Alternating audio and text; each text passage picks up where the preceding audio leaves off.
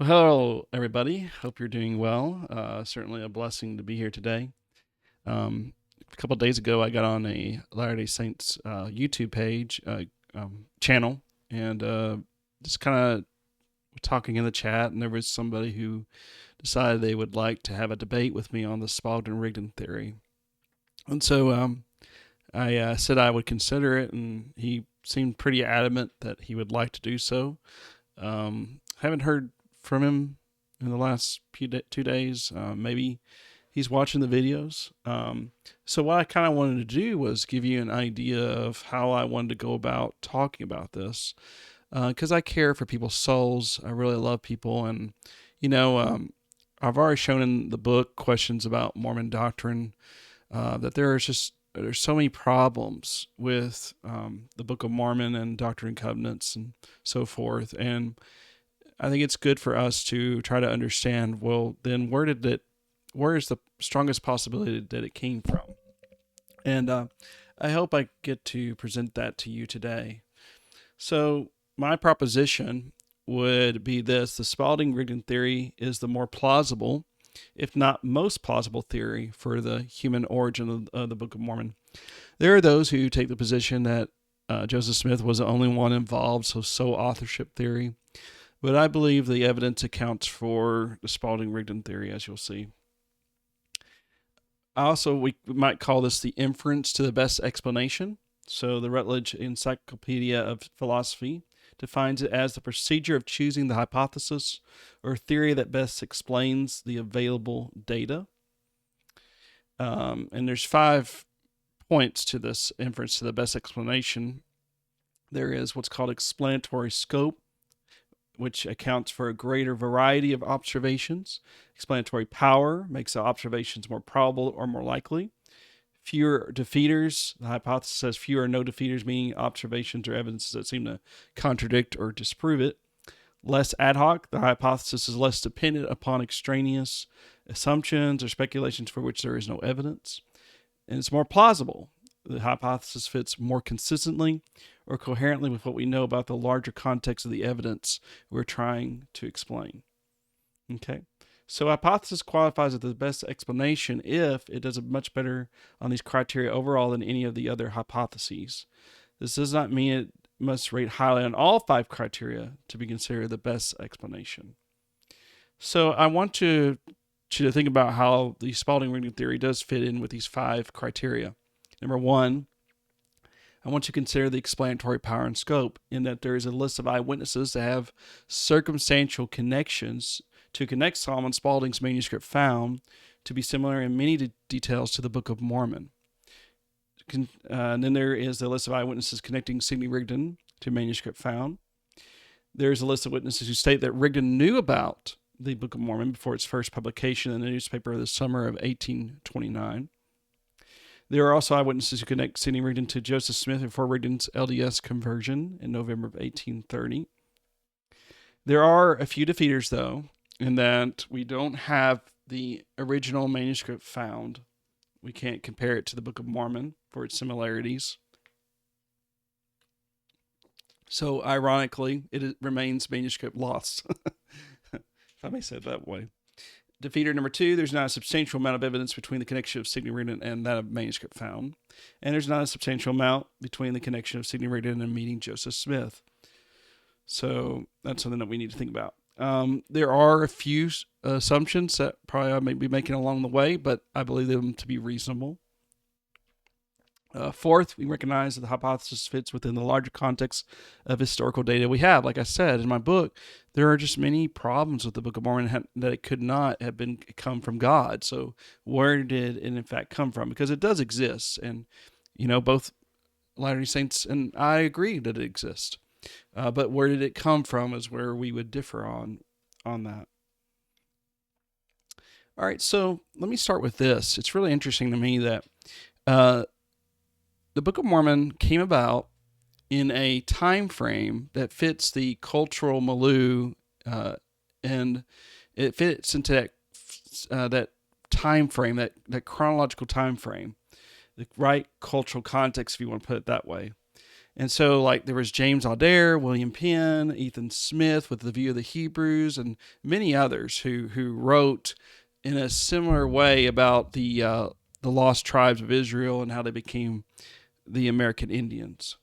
So this is from the Braden Kelly debate, where he said, a stock argument of Mormons in proof of the inspiration of Imposter Joe and that the Book of Mormon is true and a revelation is stated. The Book of Mormon is based on the idea that the Aborigines of is America were Israelites. Such an idea was not thought of or advocated until years after the Book of Mormon appeared. Some years after its appearance, scientific research demonstrated the truth of the basic idea of the Book of Mormon. Joseph Smith was an unlearned man.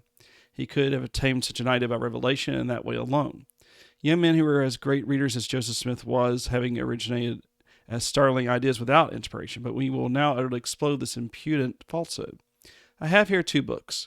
One is The Wonders of Nature and Providence, written by Josiah Priest, copyrighted by him June 2, 1824, in the office of R.R. Lansing, clerk of the District of Northern New York, printed in Rochester in 1824. The other is the Book of Mormon, copyrighted by Joseph Smith, in the office of the same R.R. Lansing, clerk of the same district, June 10, 1829, printed in Palmyra, 20 miles from Rochester in 1830. And on the 297th page of The Wonders of Nature and Providence begins an article by Mr. Priest, the author, in which he argues at great length that the Indians are descendants of the Israelites. Not only so, but he quotes from Clavrigero, a Catholic missionary, who advocated the same idea in the 17th century, from William Penn, who advocated in 1788, from a work published by Mr. Adair of New Jersey, who advocated this theory in 1774, from a sermon of Dr. Jarvis preached before the American Historical Society in 1811. Jarvis quotes from books of Sewall, Willard, and several New England historians. Priest quotes further from Manassas ben Israel, from Dr. Boudinot, from Dr. Edwards, from Claire Laveau, Dr. Duprotz's History of Louisiana, from Locke and Escarbatus, Dr. Williams, Governor Hutchinson, Dr. B.D. McKenzie, Marez, Colonel Smith's History of New Jersey, and many others. Priest quotes in all from over 40 writers, of whom over 20 were Americans, who advocated the idea that the Aborigines of America were Israelites. Most of these lived and wrote before Smith was born. He proves that it was the almost universal opinion of the ministers of New England and the Middle States that it has been from the time of Eliot until Priest's own day. Not only is this true, but Priest in his argument quotes nearly all the passages of Scripture quoted by Mormons to prove the theory. So I thought that was a real most interesting, observation there, in which we see that the Book of Mormon did come into the right cultural context framework. So it's really nothing, in a sense, new. So that brings us from there to February of 1832. It's very interesting what happened here, in that there was missionary activity of the LDS Church going on, and we see that there was Orson Hyde and Samuel Smith who were preaching, and they went to Conneaut, Ohio, where Solomon Spalding once lived, and who read his book to those citizens, and some of them read his works. So what happened was, we see that there was a connection made when they started preaching from the Book of Mormon, especially Orson Hyde. We see that as a case that Nehemiah King made the connection. And from Nehemiah King, he must have told Aaron Wright, who was a judge who lived in Conneaut. And we're going to see this in the 1833 letter, that the Book of Mormon in some way connects to Solomon Spalding, and that's how they made the connection. So really interesting is that in 1833, Hulbert had returned. We're going to talk about Hulbert some more. But he returned from New York and Massachusetts. He came back to Ohio. He visited some of the witnesses again, especially Aaron Wright. And this draft letter was found. And it's very interesting how it reads. And they must have made a copy of it. So this is Aaron Wright's letter. Hulbert had visited him around December of 1833. Dear Sir, whereas I have been informed that you have been appointed with others to investigate the subject of Mormonism, and a resolution has been passed to ascertain the real origin of the said book. This is therefore to inform you that I have made a statement to D.P. Holbert relative to writings of Solomon Spalding. Esquire said, Holbert is now at my store. I have examined the writings which he has obtained from said Spalding's widow. I recognize them, and this is very important. He's talking about manuscript story. I recognize them to be the handwriting of said Spalding, but this is very, very important, but not the manuscript I had referenced in my statement before, alluded to as he informed me he wrote. In the first place, he wrote for his own amusement, then altered his plan and commenced writing a history of the first settlement of America. The particulars you'll find in my testimony, he must have crossed that out, August 1833. For years before he left this place, I was quite intimate with said Solomon Spalding. We had many private interviews. The history he was writing was the topic of his conversation, relating his progress and contemplating the avails of the same. I also contemplated reading his history, but never saw it in print until I saw the Book of Mormon, where I find much of the history and the names verbatim. The Book of Mormon does not contain all the writings of said said Spaldings. I expect to see them if Smith is permitted to go on, and as he says, get his other plates. The first time at Mr. Hyde, a Mormon preacher from Kirtland, preached in the Center Schoolhouse in this place, the Honorable Nehemiah King attended. As soon as Hyde had got through, King left the house and said that Hyde had preached from the writings of Solomon Spalding. In conclusion, I will observe that the names and most of the historical part of the Book of Mormon is as familiar to me as most modern history. If it is not Spalding's writings copied, it is the same as he wrote. And if Smith was inspired, I think it was by the same spirit that Spalding possessed, which he confessed to be the love of money. So you can see there's some great truths, and we'll point them out as we go along. But I'm just trying to show you some of these connections that are made here. Okay? So then, as a case, we have even Orson Hyde saying that he actually went to this place. Okay? Now, I'm going to skip just a little bit, but you can see February 12th, 1832, Sunday morning, went on near Salem Village to a Christian congregation. And then February 13th, 1832, visited 2 or 3 families in the vicinity of Salem, which was also known as Connuet. Held a meeting in the evening. A large and attentive congregation soon appeared to be excited, sold 2 books of Mormon, and tarried all night with the Colonel Philfield. Okay, so we see that he did go to Connuet. In fact, interesting is what Hyde says in 1841. And there's a lot more to this context I could talk about, but he basically was defending that Rigdon had not written the Book of Mormon and some other things before this excerpt. But I just wanted to read to you what he says. He says, in the spring of 1832, I preached in New Salem, Ohio, the place where Reverend Mr. Spalding resided at the time he wrote his romance. I raised up a branch of the church at that place, baptized many of Mr. Spalding's old neighbors, but they never intimated to me that there was any similarity between the Book of Mormon and Mr. Spalding's romance. Neither did I hear such an intimation from any quarter until the immoral Hulbert, a long time after, in connection with some very pious ministers, such perhaps as Mr. Storrs and Mr. Austin, brought forth the idea. I then went to these neighbors, and Mr. Spalding inquired of them if they knew anything about his writing a romance, and if so, whether the romance was anything like the Book of Mormon. They said that Mr. Spalding wrote a book, and that they frequently heard him read the manuscript, but that anyone should say that it was like the Book of Mormon was most surprising and must be the last pitiful resort that the devil had. Now, we have some conflicting information here, as you'll see later on, and who is telling the truth? It's something that. But what I want to point out here is that he did go to Connuet. He is admitting that truth. Okay, so Hyde was the one who preached in the meeting in 1832. Now, there was also a man named Jesse Moss, and he had some interesting things to say. So he says, one fact I will give you. I met an ex-judge of the county court of Ashtabula County, Ohio at Conneaut in that county, who told me that he read Spalding's romance in manuscript week by week and day by day as it was written, and that the Book of Mormon was the same except the religious element that had been added to it. And I had the clerk's office in connection with an iron smelting works pointed out to me where it was written and where the judge read it, he being one of the owners of said works. And obviously he's referring to Aaron Wright. Then we also have James Bard Walker, and he wrote this in 1834.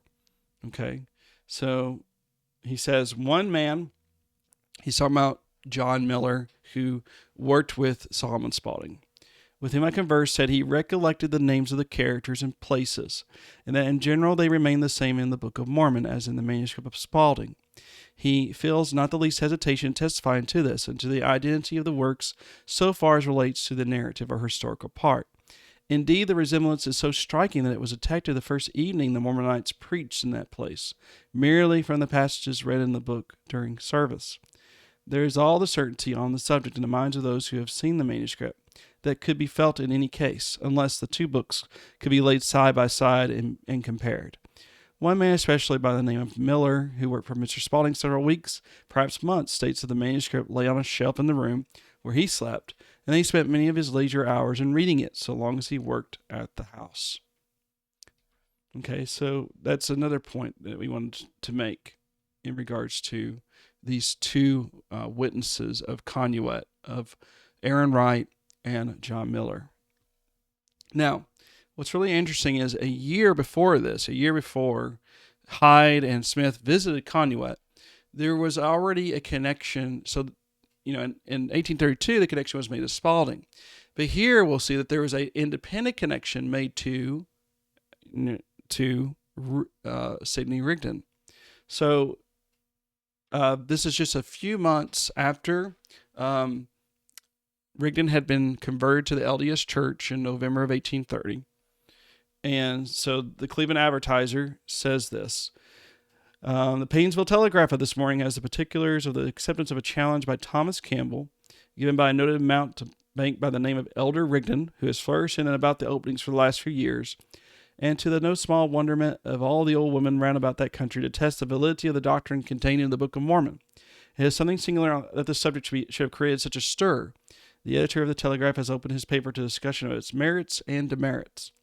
Rigdon was formerly a disciple of Campbell's, and who it is said was sent out to make proselytes, but it is plausible he thought he should find it more advantageous to operate on his own capital, and therefore wrote, as it is believed, the Book of Mormon. So I just thought that was kind of interesting that he is connected to the Book of Mormon. And that's February 15, 1831. All right, but he's not the only one. There's another connection that was made by Mr. James Gordon Bennett, who lived. He did some investigation of his own, and he also points to Rigdon. He wrote in his personal diary.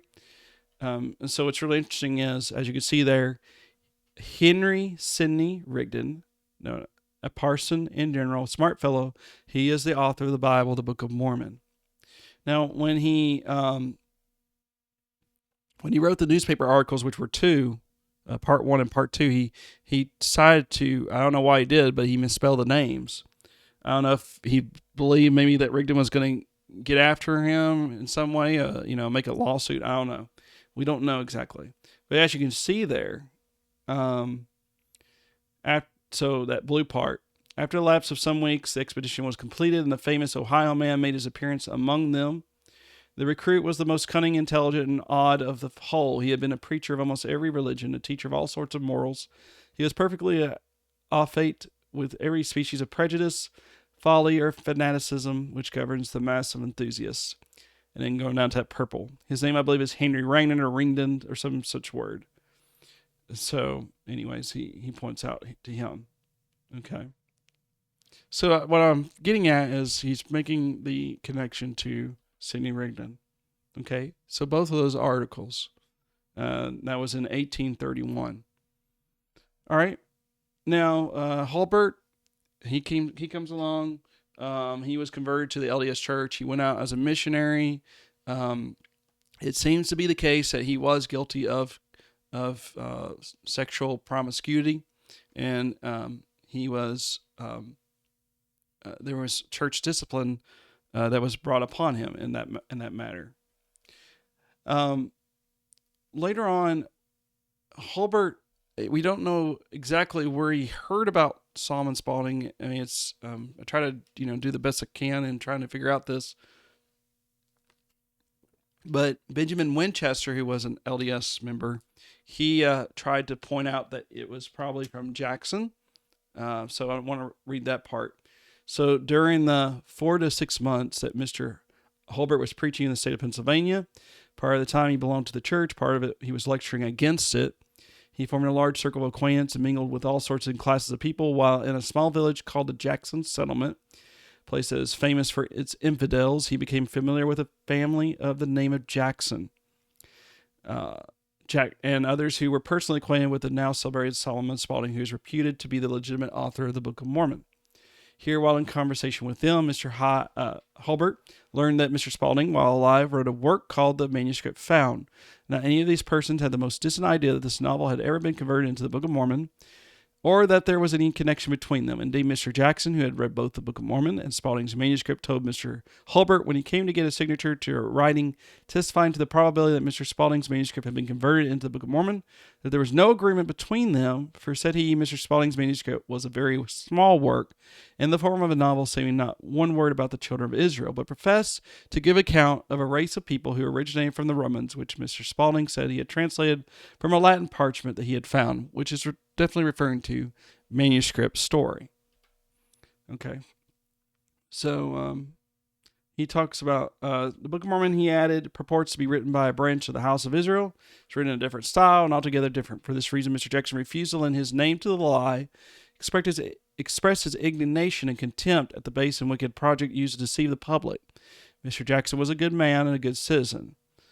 After hearing that such a novel had been written, Mr. Hulbert, in order to carry out his designs, resolved to make this fact the foundation of a notorious fabrication.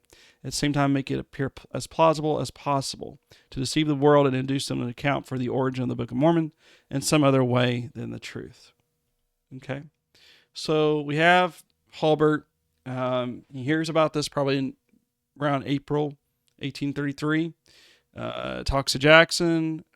Somehow he gets in touch with John and Martha Spalding, and he was able to take their statements down in August of 1833. So it's really interesting to read these statements that were made. Okay.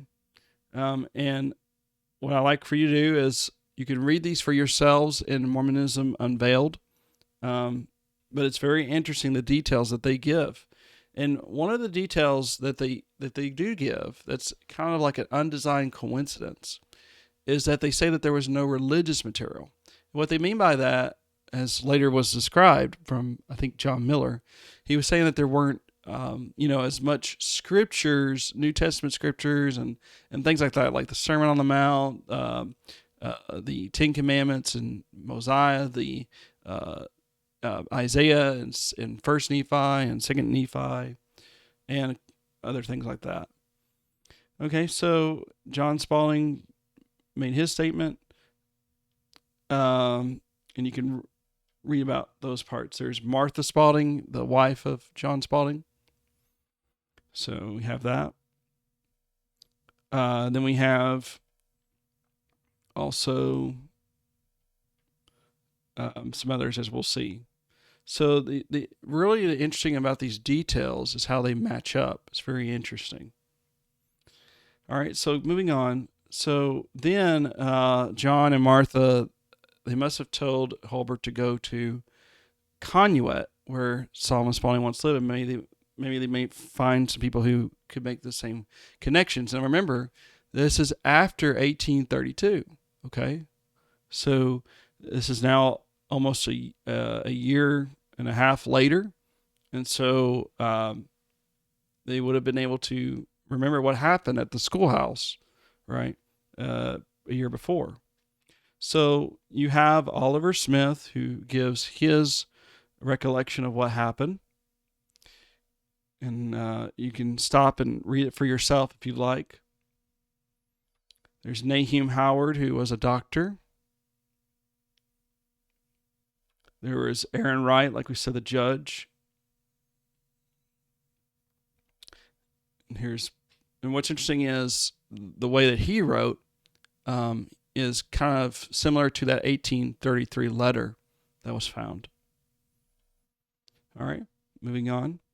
So Hulbert, he gets their statements. He visits this committee, and he is able to get them to raise some funds for him so that he could go.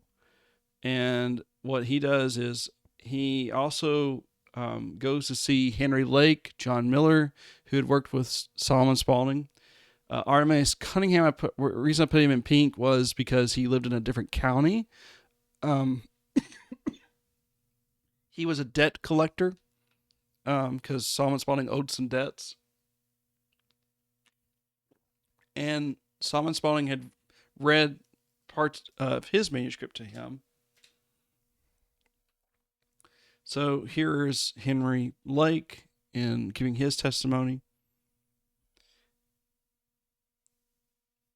Here is John Miller in giving his testimony, and he was the one that was mentioned by Walker.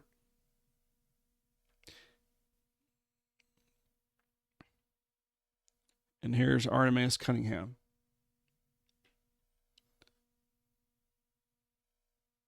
So we have those people making those, giving those details, and they were very accurate in the details that are similar to the Book of Mormon.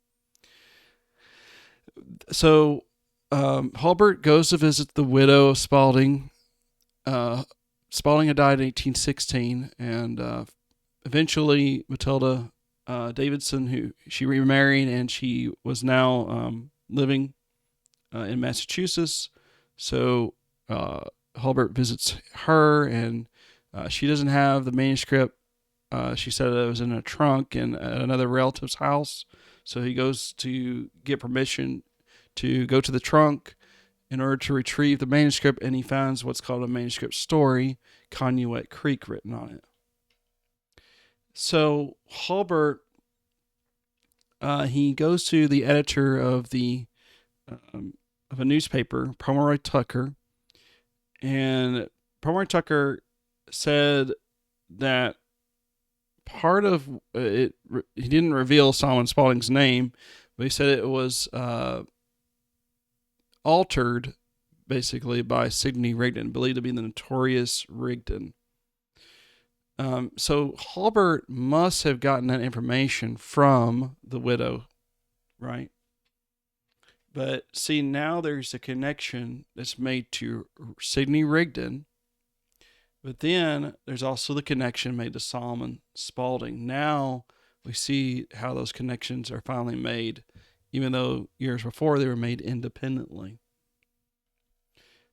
So there is an anomaly in that James Briggs, who was part of this committee, he said he gave several articles of his testimony, talked about how they did look at the Book of Mormon, and they looked at the manuscript that Hulbert had given, and they compared it side by side and said it was the same. So that's an anomaly there, and I don't know much else to say about that. There are some who say that Hulbert did have another manuscript, which was the true manuscript found, and he may have sold it to the Mormons. But it's hard to know. We just don't have the evidence. Okay? But that's what James Briggs claimed. Now, like we said, so Hulbert went back to the witnesses in Conduit. Specifically, we know he went to Aaron Wright. And there's that draft letter, right? And this draft letter helps us to understand some things. And let me just go to that. One more time, I want to point it out. Wright had said, I recognize them to be the handwriting of said Spalding, which is talking about the Conduit Creek, the manuscript story, but not the manuscript I had reference to in my statement. So he sees that there are two different manuscripts. Now, today, what Latter-day Saints, one of their defenses is, see, in 1884, this manuscript story was discovered. Oh, see, there was only one manuscript, and it doesn't resemble to the Book of Mormon. And so that's one of their defenses. But you can see here from this witness, he says there were two different manuscripts. That's very, that's something we needed to point out.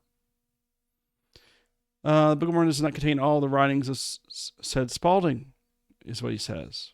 Okay, and he points out Hyde was there at the schoolhouse. All right. So the Wright letter does prove that the manuscripts are not the same. It's very important to point out. All right, then we have how the Wright letter pointed to Orson Hyde, right?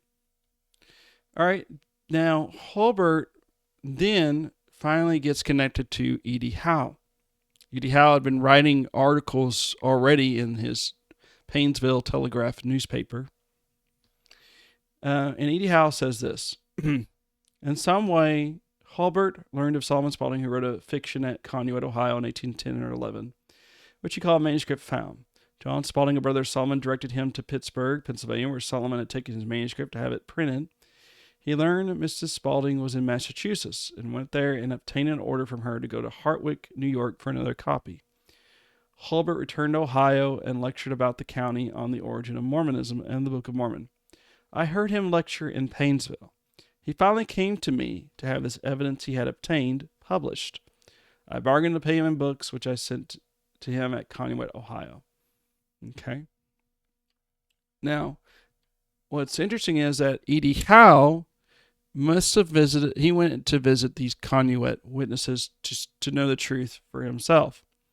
And that's why he says, before publishing my book, I went to Conneaut and saw most of the witnesses who had seen Spalding's manuscript found and had testified to its identity with the Book of Mormon as published in my book, and was satisfied that they were men of intelligence, respectability, and were not mistaken in their statements. I published only a small part of the statements Hulbert let me have. Among them was a manuscript written by Solomon Spalding, which he called Conneaut's Story. It was written on about 2 quires of paper and was a romance of Indian wars along the shore of Lake Erie between various tribes, one of which he called Erie and another Chicago. It is now in the possession of a former editor of the Telegraph, L.L. Rice of Honolulu. I was not acquainted with Hulbert until he came to me to have his evidence published. Okay. All right, then we see how E.D. Howe had manuscript story in his possession, but then he gave it to, ultimately got given to Rice, and it was discovered in 1884. Okay. This is what D.B. Hulbert said. I visited Mrs. Matilda Spalding Davidson at Munson, Massachusetts in 1834. Never saw her afterward. I then received from her a manuscript of her husband's, which I did not read, but brought home with me and immediately gave it to Mr. E.D. Howe of Painesville, Ohio, who was then engaged in preparing his book, Mormonism Unveiled. I do not know whether or not the document I received from Mrs. Davidson was Spalding's manuscript found, as I never read it entire, and convinced me that it was not the Spalding manuscript.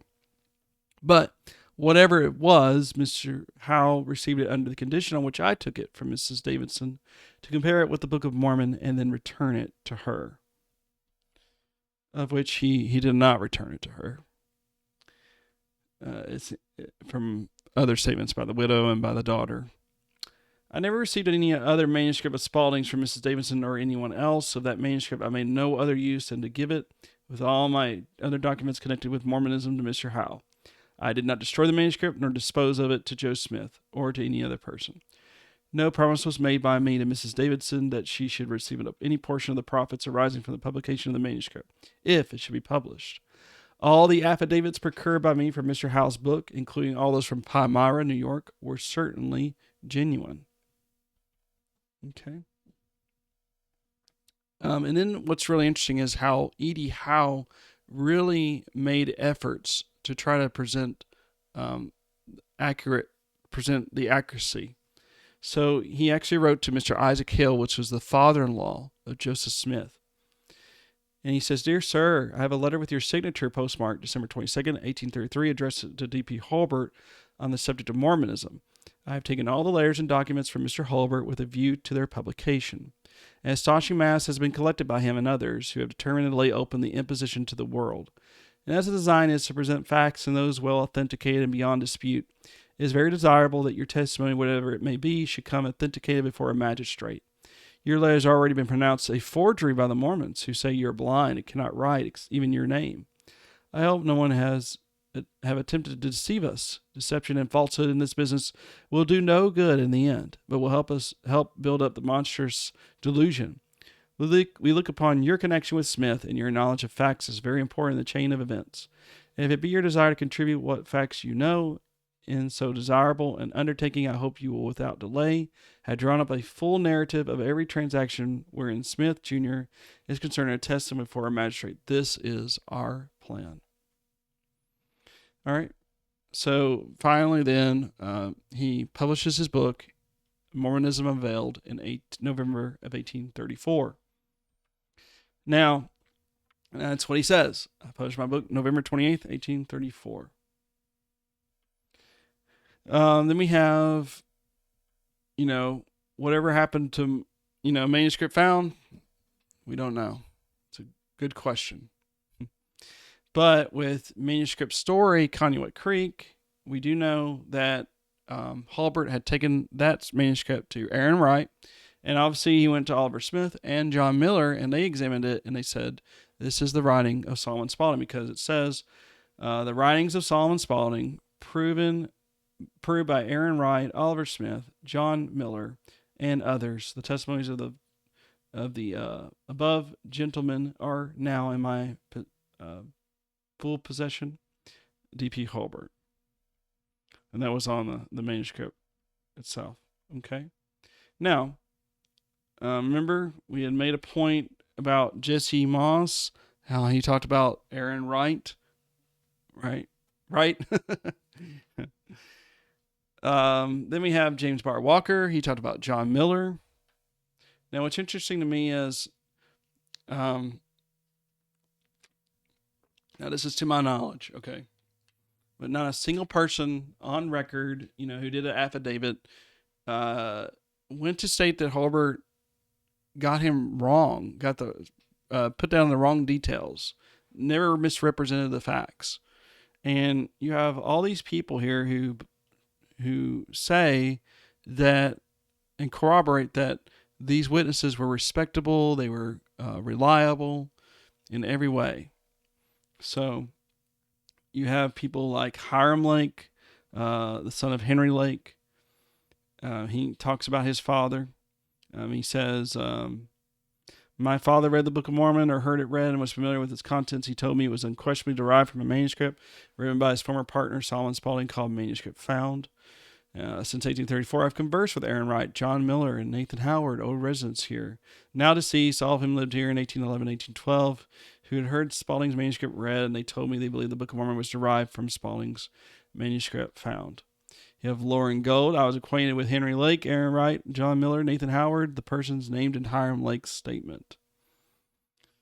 We have, he was saying that I have known Hiram Lake, whose statement I have read, the statement I believe to be true. We have some others like Daniel Bacon. He says, we have seen several men who saw and read the original manuscript and can say that the relation of the facts corresponds in every particular with the history as given by the widow Spalding, and we recognize the names of Lake, Wright, Spalding, and Miller as gentlemen with whom our father did business, gentlemen of veracity, and some of them men of wealth. There's John Clark. He says, this letter of Dr. Rose's, together with the book Mormonism Unveiled, which accompanies it, I sent as the best answers to your questions and the best expositions of Mormonism which can be attained. It is believed by candid and respectable people in the vicinity of the Mormon Temple that Mr. Howe's book, Mormonism Unveiled, is very correct. As to the opponents, in reference to the Spalding manuscript at New Salem, now Conduit, I have been acquainted with them for 30 years, excepting Miller, and believe them to be credible and respectable persons. So that's what John Hall wrote. There's also John, Mr. Brown, who was attested by his son. I was intimately acquainted with Henry Lake, Oliver Smith, Dr. Nahum Howard, Edward, after hearing Rigdon preach in, after hearing Sidney Rigdon preach. He was a fluent speaker, often heard Henry Lake, Nathan Howard, and Nahum Howard, and Aaron Wright, who were among the best citizens and held responsible positions. Says that Spalding wrote the history part of the Book of Mormon. Payne, and you can read those for yourself, who attest that these were upright citizens who told the truth. T.W. Crane knew Cunningham, who was regarded as one of our best citizens. And so just giving you a point here. Then there's J.J. Jackson. He was said, concerning Solomon Spalding authorship of a large part of the Book of Mormon, I've had the opportunity to know something. I once heard my father say more than once that he heard Solomon Spalding read from the manuscript found in his own father's house. And so we see there. And you can read that for yourself in the Christian Advocate of 1905. And we have T.B. Howard. I have read the statements of Henry Lake, Oliver Smith, and my father, Dr. Nahum Howard, in Howe's book. I've heard them make the same statements in conversation. Anna H. Taking, whose father was Oliver Smith. E.B. Haskell, R.M.S. Cunningham, was one of our best neighbors. I after heard him make the same statements about Spalding's manuscript as contained in Howe's book. E.D. Howe, as we said, went and visited these people, make sure that they weren't being misrepresented. All right, and then, so you have all those people. And then what's really interesting to me is you have people who lived in Amity, Pennsylvania. So Spalding was going to get his book published in Pittsburgh.